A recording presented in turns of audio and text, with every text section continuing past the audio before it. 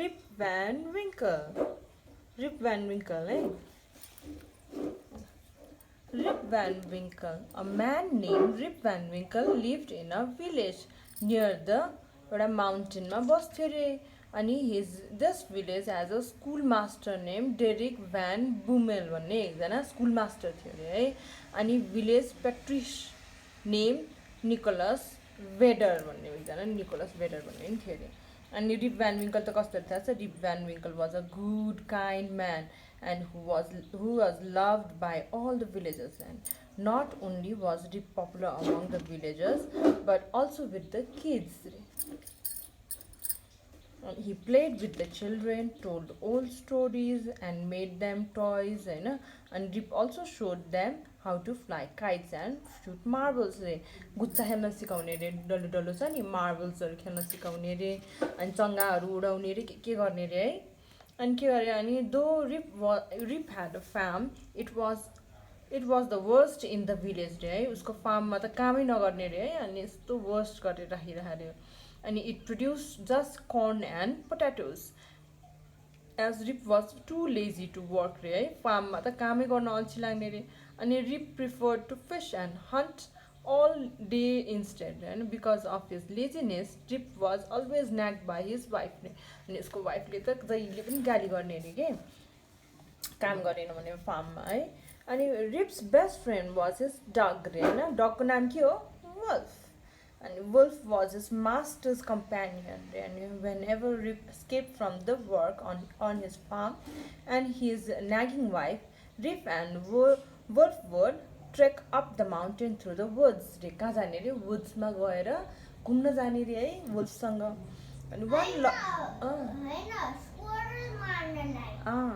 अनि one lovely autumn day Rip and Wolf climbed to one of the highest point of the Catskill mountain as they hunted for squirrels रे squirrel लाई hunt गर्न गए रे brown होला नि त and he saw new faces he could not recognize and it could कता पुगेछ लौ यस्तो हो नि त यो is it this one or this one yes this one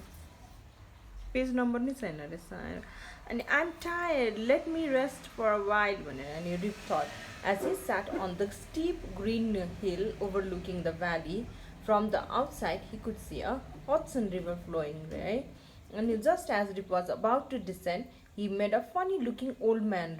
carrying huge barrel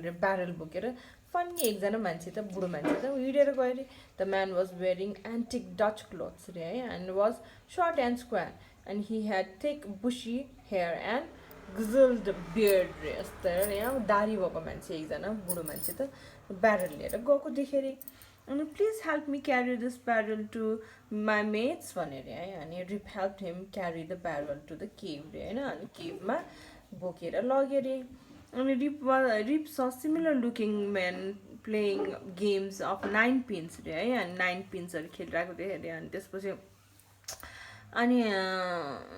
the man placed the barrel on the ground मा राख्ने बित्तिकै त के गरे रे बुढो मान्छेहरु आएर मग लिएर आएर अनि त्यो वाइन खान थाले रे गुटु खाए अनि Rip did the same and found that the wine was very tasty रे हैन अनि heavenly रे and he kept on drinking till he felt sleepy रे and soon he fell asleep रे हैन अनि निद्रा आयो रे त्यो वाइन खाएपछि त निद्रा आयो रे उला अनि सुत्यो रे अनि when Rip Van Winkle awoke he found himself alone रे अनि even Wolf had disappeared रे उसको त wolf पनि छैन रे हैन dog पनि छैन रे अनि त्यो बुढो मान्छेहरु पनि छैन रे अनि his body ached and as he got up and found that his gun has rusted रे उसको गन त के भयो रे रस्ट भइरहा रे है गन लिएर स्क्विरल मार्न गएको थियो नि हैन अनि त्यसपछि Rip reached his village to discover that it has totally changed village त totally change भइसक्यो अरे कस्तो अर्कै भएछ रे अनि he saw new faces he could not recognize and it appeared that there were many more people in the village रे कति धेरै मान्छेहरु रे अनि कोही पनि नचिन्ने रे अनि he had grown foot long beard रे यत्रो लामो बियर्ड पनि आइसक्यो अरे उसको त है रातभरिमा कसरी यत्रो लामो बियर्ड भयो अरे अनि बच्चाहरूले त उसको बियर्ड तानेर जिस्काउन थाले अरे है पुल एट हिज बियर्ड रे अनि more surprise was to follow अरे है अनि अब त के भयो होला भन्नु थाल्यो अरे भरे उसको घर पुग्दाखेरि त घर त पुरा भत्किसक्यो अरे है अनि अनि उसले क्राउडहरू जम्मा हुन थाल्यो अरे होइन भिलेजमा त अनि त्यसपछि उसले सोध्यो अरे where is my school mate Van Brummel भनेर सोध्यो अरे एकजनाले अनि हि डाइड 18 years ago भनेर अनि हेभ आई गन म्याड भनेर है अनि does anyone remember Rip Van Winkle he asks the भिलेजर्सले है अनि रिप भ्यान विङ्कल भन्ने मान्छेलाई कसैले चिन्छ भनेर सोध्यो अरे क्या अनि I do a woman with a child पुस्ट her way through the crowd रे है अनि एकजना मैले चिन्छ भनेर आयो अरे he was my father he went up the mountain 21 years ago and never return भनेर हिज डग केम ब्याक विदाउट हिम भनेर अनि मेरो त फादर हो नि त भनेर कि अनि मेरो डगसँग हन्टिङ गर्न गएको अनि मेरो डग चाहिँ फर्क्यो मेरो फादर चाहिँ फर्केन भनेर है त्यसपछि के भइरहेको छ अनि I have finally return to death भनेर अनि नाम पनि थालेछ उसको छोरीको है अनि आइ एम यर फादर भनेर अनि Rip then narrated his strange story to the villagers who were as surprised as he was रे है अनि for Rip Van Winkle has slept and the mountain cave for as long as 21 years रे कति years सुते 21 yearsसम्म सुतेको अरे अनि उसले त सबै भिलेजर्सहरूलाई उसको स्टोरी भन्यो अरे टिङ टङ सक्यो